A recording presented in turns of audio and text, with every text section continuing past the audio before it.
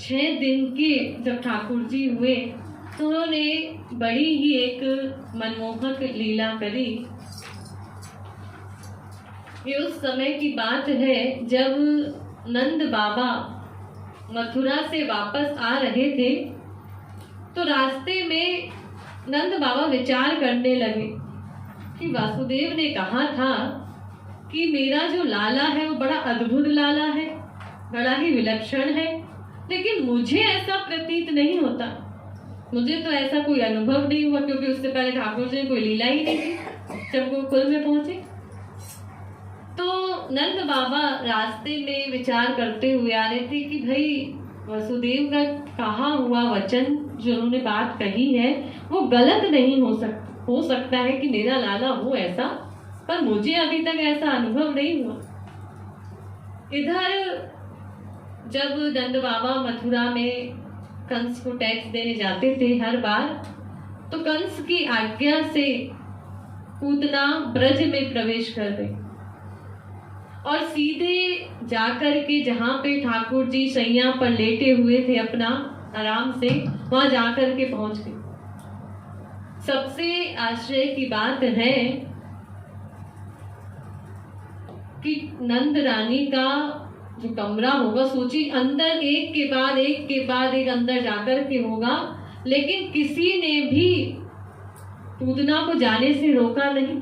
सब के सब उसके मनमोहक रूप को देख करके इतने मोहित हो गए कि सब केवल एक ही बात विचार करने लगे कि आज तक हमने ऐसा ब्रज में कोई सुंदर युवती देखी नहीं कि कितनी सुंदर है। इसीलिए किसी ने रोका ही नहीं कि ये तो लगता है किसी देव जगत से आई है, देवलोक से आई है। सबने जाने दिया, किसी ने भी कुछ मन में एक सेकंड को भी विचार नहीं किया कि भाई संसार में होता है ना, जब कोई अनजाना व्यक्ति हमारे घर में घुस जाए और डायरेक्ट हमारे पर्सनल कमरे में जाने तो हम रोकेंगे जब जानते ही नहीं होंगे। लेकिन किसी ने भी रोका नहीं, वो तुरंत सीधे ठाकुर जी की जहाँ सैया थी, जहाँ पे ठाकुर जी लेटे हुए थे, वहां जाकर के खड़ी हो गई। अब ठाकुर जी तो ठहरे सब प्राणियों की आत्मा, उन्होंने तुरंत जान लिया कि ये मुझे मार डालने की मंशा से यहाँ पर आई थी, मुझे मारना चाहती है। लेकिन ठाकुर जी ने तुरंत जब पूतना को देखा, तुरंत अपनी आंखें मूंद ली, तुरंत बंद कर ली। अब ठाकुर जी ने जो नेत्र बंद किए, इस विषय में, इस प्रसंग में तमाम संतों का अपना अपना अलग मत है। ध्यान देना इस बात पर। जब पूतना ठाकुर जी के सामने आई तो ठाकुर जी ने अपनी आंखें मूंद ली। वल्लभाचार्य जी हुए हैं, उन्होंने कहा कि अविद्या जो है वो है पूतना। ठाकुर जी ने सोचा कि अविद्या तो हमारे सामने ठहर नहीं सकती, टिक नहीं सकती, तो इसीलिए ठाकुर जी ने अपनी आंखें ही बंद कर दी, वरना तो लीला ही नहीं होगी। कुछ का कहना है, कुछ संतों का, कि ठाकुर जी ने आंखें इसलिए बंद करी कि ठाकुर जी ने सोचा कि भाई हम तो मथुरा से गोकुल आए ही इसीलिए हैं। मैंने आपको बताया था ठाकुर जी एक जगह से दूसरी जगह भागते रहे, तो मथुरा से गोकुल गए ही इसीलिए कि यहाँ आराम से बड़े हम खूब माखन मिश्री खाएंगे। लेकिन 6 दिन के भी नहीं हुए, पूतना विष पिलाने के लिए पहुंच गए। तो ठाकुर जी ने, उन संतों का कहना है कि अपनी आंखें जो देखते ही पूतना के मूंद ली, बंद कर ली, वो इसीलिए कि मानो आंख बंद करके ठाकुर जी शंकर जी को आवाहन कर रहे हैं, उनको बुला रहे हैं कि विष का पान तो आप करो, मैं तो यहाँ केवल दूध ही पीऊंगा, मक्खन ही खाऊंगा, ये विष पान मुझे नहीं करना। और कुछ का कहना है महापुरुषों का, संसार में भी आप देखते हैं जैसे एक माँ के साथ छोटा सा जो बच्चा होता है, नवजात शिशु होता है, वो बड़ा निर्भय होकर के रहता है, माँ के साथ खूब खेलता है। लेकिन अगर कोई अपरिचित व्यक्ति आ जाए जिसको वो जानता नहीं है, पहली बार देख रहा है, तो वो देख करके डर जाता है कि कौन आ गया मेरे सामने, और वो तुरंत अपनी आंखें मूंद लेता है, बंद कर लेता है। ऐसे ही ठाकुर जी ने भी जब अपरिचित पूतना को देखा तो अपनी आंखें जो हैं वो मूंद ली, बंद कर। खैर, जब पूतना पहुंची ठाकुर जी को विषपान कराने के लिए, विषपान कराया तो ठाकुर जी ने उसके सभी जो मर्म स्थान थे सब छिन्न भिन्न कर दिए। वो चिल्लाती रही, वो काटती रही, करुण क्रंदन करती रही कि मुझे छोड़ दे, मुझे छोड़ दे, पर ठाकुर जी ने छोड़ा नहीं। सब जगह आकाश में उड़ा करके लेके चली गई। फिर ठाकुर जी तो ठाकुर जी ठहरे, क्योंकि पूतना ने पिछले जन्म में यही मांगा था वामन भगवान से कि हे प्रभु, काश मैं आपकी माँ होती और मैं आपको माँ की तरह ही पुत्र भाव से स्नेह करती, वात्सल्य भाव से युक्त होकर के आपको दूध पिलाती। मेरी ऐसी अभिलाषा है, ऐसी इच्छा है।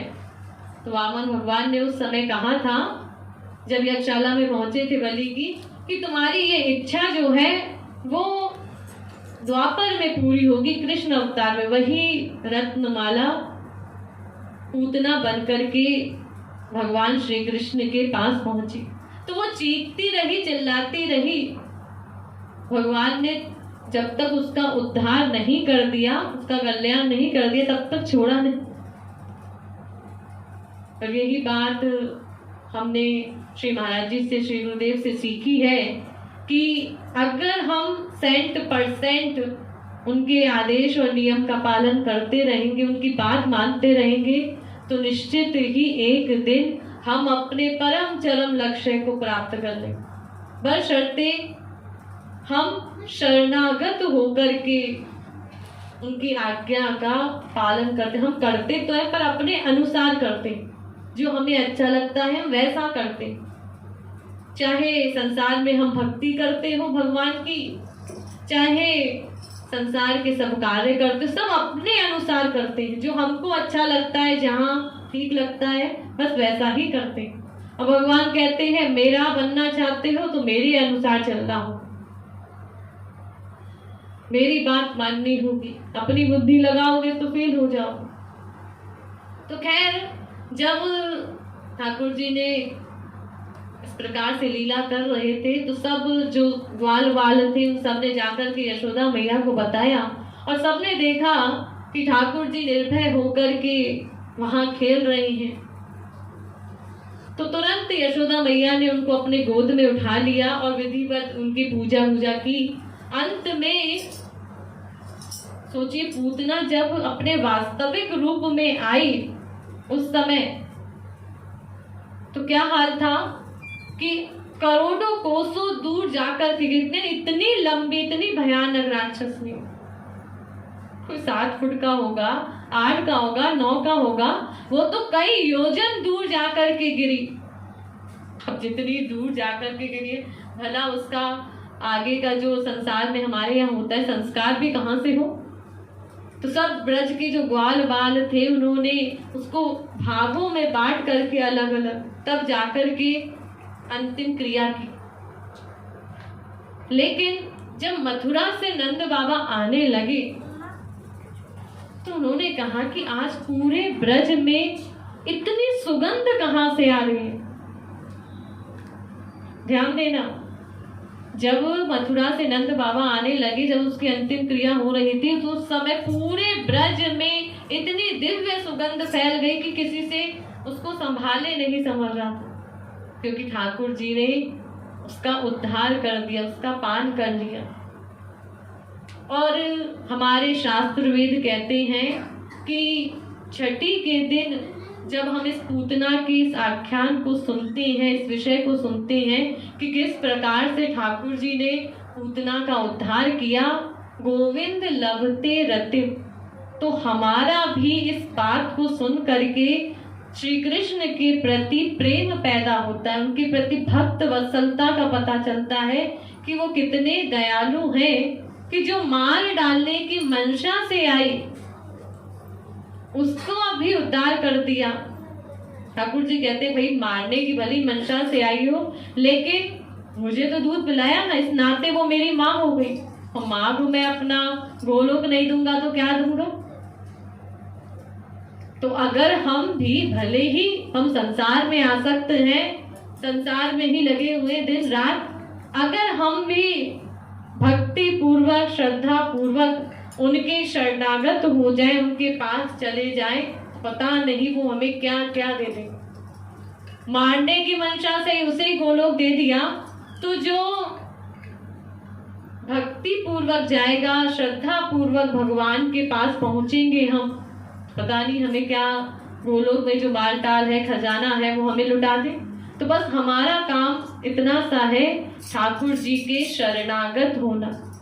और शरणागत आप सब लोग जानते हैं, कोई नया शब्द नहीं है। शरणागत का मतलब जैसे एक छोटा सा बच्चा, तुरंत का बच्चा माँ के आगे शरणागत हो जाता है। बच्चा कुछ नहीं बोलता है, वो केवल एक ही बात जानता है, रो देना। भूख लगी तो रो दिया, प्यास लगी तो रो दिया, गीला हो गया तो रो दिया। उसका एक ही काम है, केवल रो देना। अब आप सब माताएं सब जानती है कि वो किस बात से रो रहा है, क्यों रो रहा है, अपने अपने बुद्धि के हिसाब से सब कार्य करती। तो जैसे एक नवजात शिशु माँ के शरणागत होता है, बिल्कुल ऐसे ही जिस दिन हम हरि गुरु के आगे शरणागत होंगे, यानी अपनी बुद्धि से कोई काम नहीं करेंगे, केवल उनके आज्ञा के अनुसार कार्य करेंगे, सेवा करेंगे, तब हमारा ये जो मनुष्य शरीर है सार्थक होगा। और तब हमें भी वही कक्षा तक पहुंचेंगे, वही लाभ मिलेगा जो तमाम महापुरुषों को, संतों को मिला है। इसीलिए हमें केवल और केवल ठाकुर जी के शरणागत होना है, चाहे आज हो, चाहे कल हो, चाहे परसों, हर हाल में हमें शरणागति करनी होगी। बोलिए वृंदावन बिहारी लाल की, 6 दिन के लाला की।